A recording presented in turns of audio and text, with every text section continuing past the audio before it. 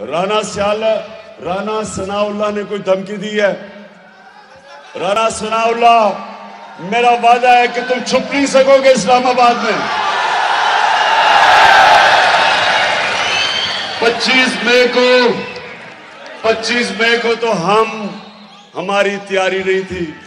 एक पुरअमन एहतजाज में हम जा रहे थे और तुमने हमारे पे जुल्म किया, और जो हमारी ख्वातीन के ऊपर, बच्चों पे, फैमिलीज पे जो तुमने शेलिंग की, हमारी तो तैयारी नहीं थी तब, क्योंकि हमने डीजल ने 2 धरने दिए, कांपे टांगने वाली बिलावल ने उसने 1 धरना दिया।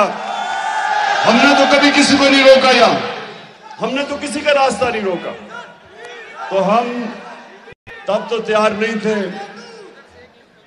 अब सनाउल्लाह और तुम्हारा जो शहबाज शरीफ, वो वैसे डरा रहता सारा वक्त। आपको फिक्र करनी चाहिए कि अब तैयारी से इंशाल्लाह हम आएंगे।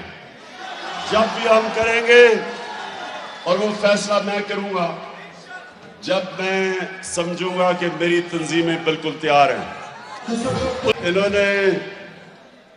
इन्होंने एक मिनट में बात तो पूरी कर लूं, अभी बाद में नारे मरवाऊंगा आपसे मैं। और थोड़ी एनर्जी बचा लेना।